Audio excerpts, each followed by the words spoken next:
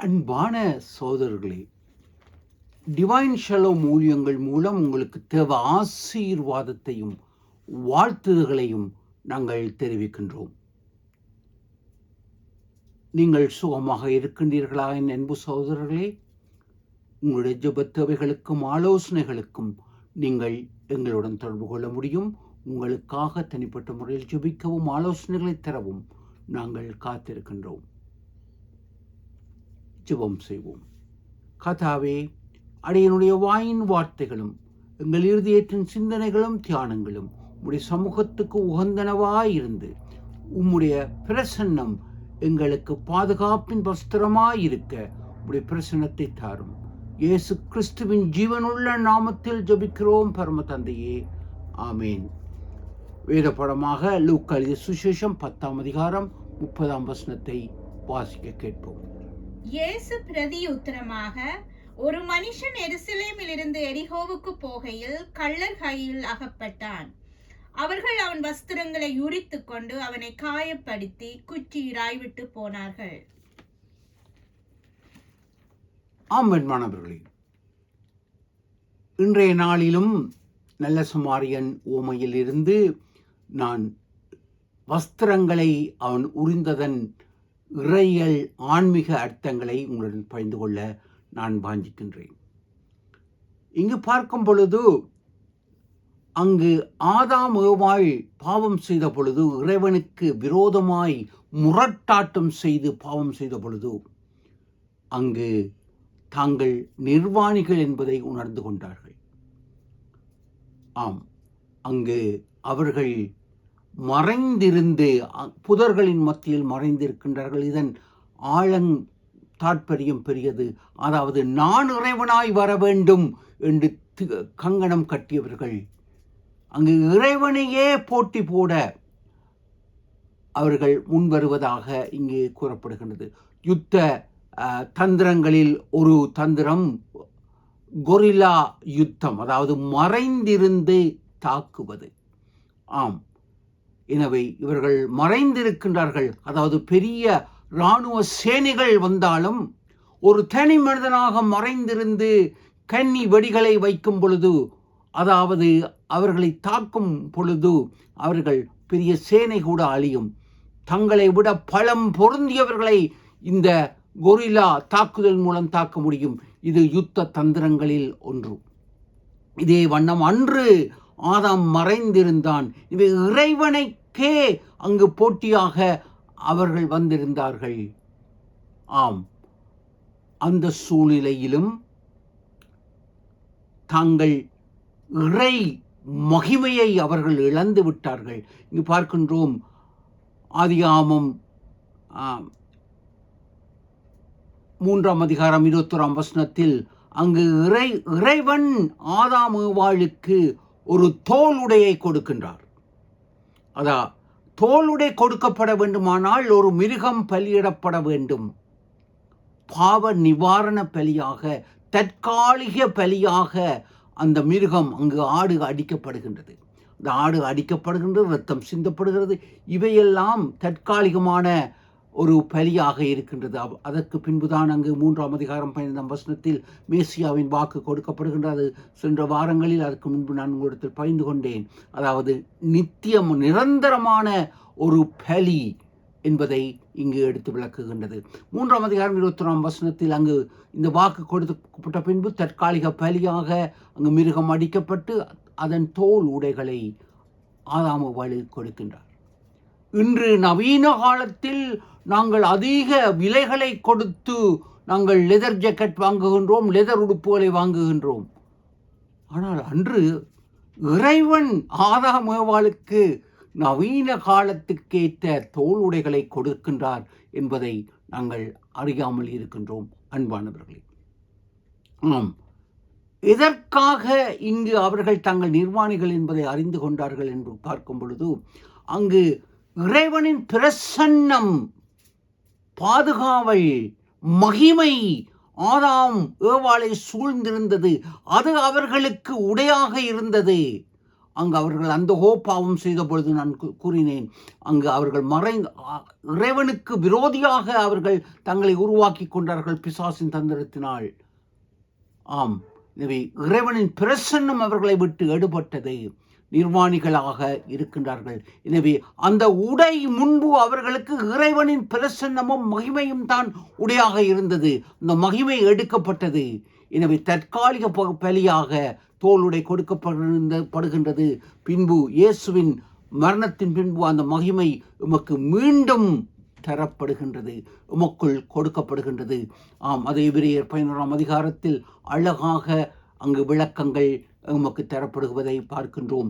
நேரம் காரணமாக அவற்றை நான் விளக்கவில்லை. அன்பானவர்களே, இங்கு நாங்கள் பார்க்கின்றோம் அந்த மகிமை விடுபடுகின்றது, ஆனால் இறைவன் தற்காலிகமாக கொடுக்கின்றார்.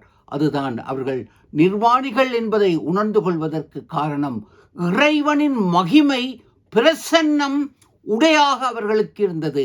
அன்பானவர்களே, இங்கு ஏசாயா தீர்க்கதரிசன புஸ்தகம் 61ஆம் அதிகாரம் 10ஆம் வசனத்தில் கூறப்படுகின்றது, கர்த்தருக்குள் பூரிப்பாய் மகிழுகிறேன், என் தேவனுக்குள் என் ஆத்துமா களி கூறுகின்றது.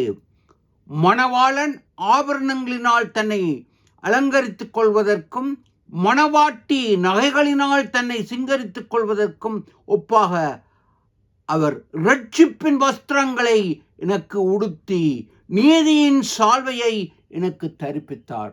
இரட்சிப்பின் வஸ்திரங்களை எனக்கு உடுத்தி நீதியின் சால்வையை எனக்கு தரிப்பித்தார்.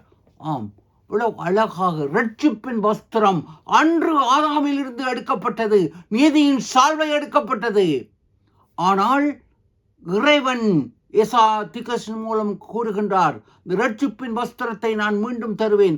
61ஆம் அதிகாரம் 10ஆம் வசனத்தில் நீதியின் சால்வையை, இரட்சிப்பின் வஸ்திரத்தை மீண்டும் தருவேன். அந்த இரட்சிப்பின் வஸ்திரத்தை, நீதியின் சால்வையை இந்த யூதன் கல்லறையில் அகப்பட்டவன் இழந்து போகின்றான். பிசாசு கல்வன் அங்கு அந்த நீதியின் சால்வையும் இரட்சிப்பின் வஸ்திரத்தையும் உரிந்து போடுகின்றான். அன்பானவர்களே, இன்று இயேசுவை குறித்து தவறான பிரசங்கங்கள், திரிவு கொள்கைகள் மூலம் அந்த இரட்சிப்பை நாங்கள் பெற்றுக்கொள்ள முடியாதபடிக்கு அந்த இரட்சிப்பின் வஸ்திரத்தை பிசாசு தந்திரமாக எம்மை விட்டு எடுக்கின்றான். தயவாக தவறான பிரசங்கங்களை கேட்க வேண்டாம். பிதா, குமாரன், பரிசுத்த ஆவியின் திருத்துவ தெய்வத்தையும் இயேசு சிலுவை இரட்சிப்பினால் தான் பரலோகம் என்பதையும் மாறாக கூறப்படும் பிரசங்கங்களை கவனிக்க வேண்டாம். ஆம், அவை அனைத்தும் இந்த கல்வனை போன்று இரட்சிப்பின் வஸ்திரங்களை உரிந்து கொள்வதை ஒப்பாக இருக்கின்றது. ஜாக்கிரதையாக இருக்க அழைக்கப்படுகின்றோம். அன்பானவர்களே, அங்கு பார்க்கின்றோம் கலாத்தியர்களின் நிருபம் 3ஆம் அதிகாரம் 26ஆம் 27ஆம் வசனத்தில் அங்கு கூறப்படுகின்றது,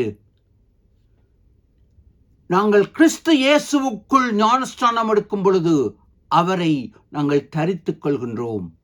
ஆம், கலாத்தியர்களின் நிருபம் 3ஆம் அதிகாரம் 26ஆம் 27ஆம் வசனத்தில் நாங்கள் கிறிஸ்துவுக்குள், நாங்கள் அவருடைய பிள்ளைகள், மகன், மகள் என்று அழைக்கப்படுகின்றோம். இயேசுவை எமக்குள் விசுவாசத்தினால் தரித்துக் கொள்கின்றோம். அன்று ஆதாம் இழந்த அந்த வஸ்திரம், இந்த பாதிக்கப்பட்டவன் குற்றுயிராய் இருக்கின்றவன் அந்த வஸ்திரத்தை இயேசு எமக்கு தருகின்றார் விசுவாசத்தின் மூலம் என்பதை பவுல் அப்போஸ்தலன் கலாத்தியர் நிருபத்தில் தெளிவாக எமக்கு கூறுகின்றார்.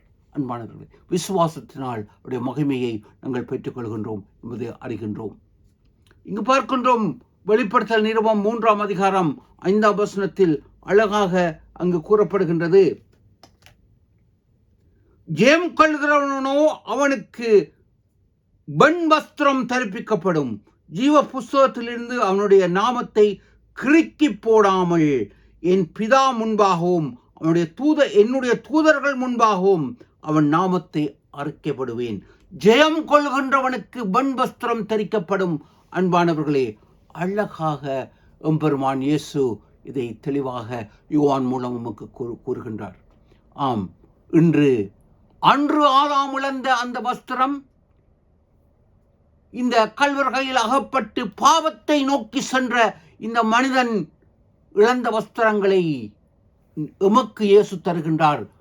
நாம் ஜெயம் கொள்ளும் பொழுது ஆம், பாவ சோதனைகளிலிருந்து, சிற்றின்ப சோதனைகளிலிருந்து, அங்கே செல்லலாம் இங்கே செல்லலாம் என்ற சிந்தனைகளிலிருந்து நாம் கண்களை இயேசுவுக்கு நேராக பார்க்கும் பொழுது அங்கு நாங்கள் இறைவனுக்குள் வெண்வஸ்திரம் தரிக்க முடியும். அன்பானவர்களே, இங்கு நாங்கள் பார்க்கின்றோம் இன்னும் ஒன்று அழகான ஒரு உவமை.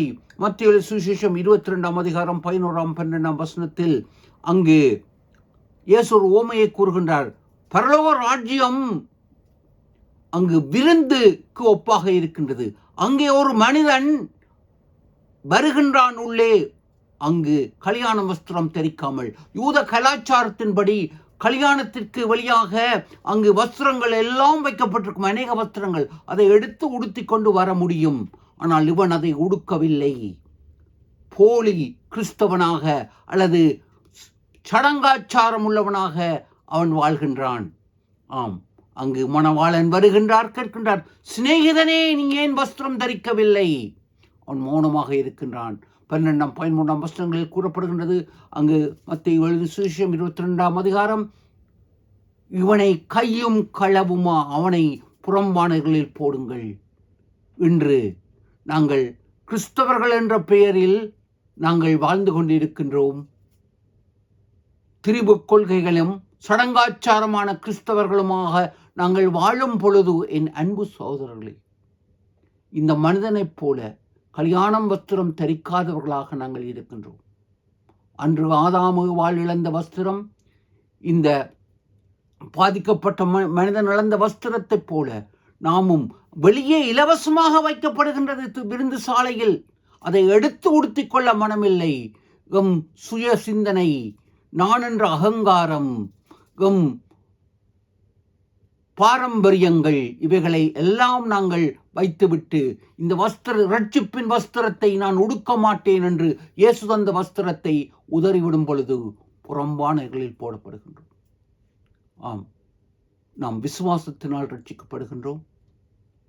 இந்த ரட்சிப்பின் வஸ்திரம் உமக்கு ஆசீர்வாதமாக இருக்கின்றது. தயவாக விசுவாசத்தினால் அதை பெற்றுக்கொள்ளுங்கள்.